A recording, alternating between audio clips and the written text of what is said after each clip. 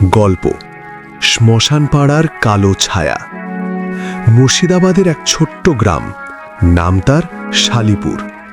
গ্রামটা খুবই শান্ত, চারদিকে সবুজ ধানক্ষেত, বাঁশঝাড়, পুকুর আর কাঁচা রাস্তা।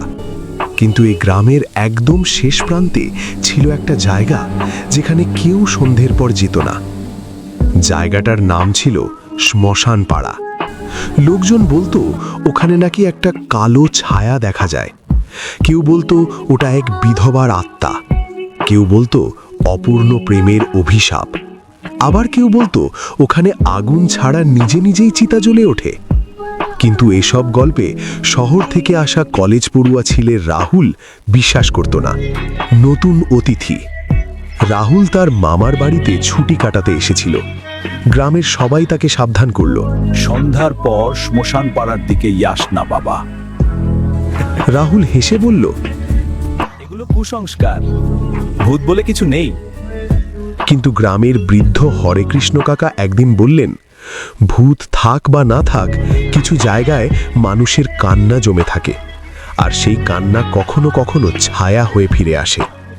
রাহুল কথাটা হেসে উড়িয়ে দিল। কি যে বলেন কাকা? এক রাতে প্রায় 10:30টার সময় হঠাৎ রাহুলের ঘুম ভেঙে গেল। দূর থেকে যেন কারোর কান্নার শব্দ ভেসে আসছে। হু হু হু হু, মনে হচ্ছিল কোনো মহিলা কাঁদছে। রাহুল জানালা খুলে তাকালো। দূরে শ্মশানপাড়ার দিকে হালকা ধোঁয়ার মতো কিছু উঠছে। সে ভাবল, কে এত রাতে ওখানে গেল? কৌতূহল তাকে টেনে নিল। নিষিদ্ধ পথ।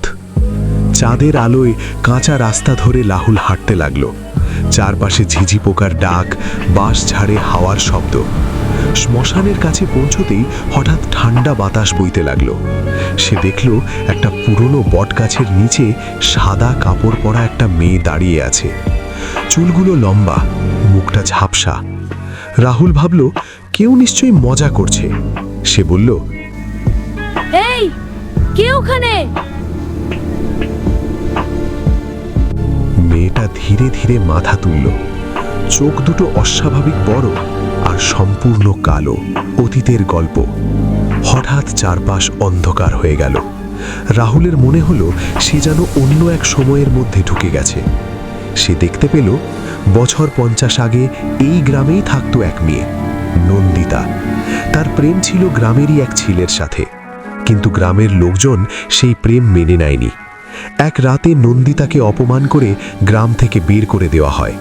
সে একা শ্মশানপাড়ায় গিয়ে আত্মহত্যা করে। সেই রাত থেকে নাকি প্রতি পূর্ণিমায় সে ফিরে আসে। যারা প্রেম বা সত্যিকে অপমান করে তাদের সামনে দাঁড়িয়ে শুধু একটা প্রশ্ন করে, ভালোবাসা কি পাপ? মুখোমুখি। রাহুলের সামনে দাঁড়িয়ে থাকা মেয়েটা ধীরে ধীরে বলল, তুমিও কি হাসবে আমার গল্প শুনে? রাহুল কাপা গলায় বলল, না, আমি তো জানতাম না। মেয়েটার চোখ থেকে রক্তের মতো লাল জল গড়িয়ে পড়ল। চারপাশে আগুন জ্বলে উঠল, কিন্তু কোনো কাঠ নেই, কোনো মানুষ নেই, শুধু সেই মেয়েটার কণ্ঠস্বর। আমার কান্না কি কেউ শুনবে না?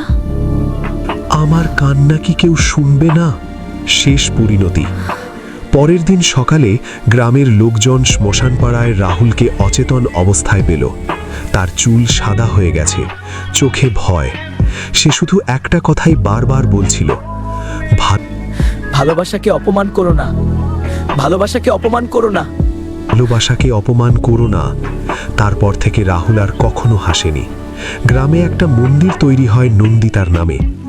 লোকজন বলে, যেদিন কেউ ভালোবাসাকে ঠাট্টা করে সেদিন রাতে শ্মশানপাড়ায় আবার সেই কান্না শোনা যায়। আর পূর্ণিমার রাতে বটগাছের নিচে এখনো নাকি দেখা যায় একটা কালো ছায়া। শেষ কথা, সব ভূত ভয় দেখাতে আসে না। কিছু ভূত আসে অন্যায়ের বিচার চাইতে, আর কিছু ছায়া থাকে যারা শুধু চায় তাদের গল্পটা কেউ শুনুক।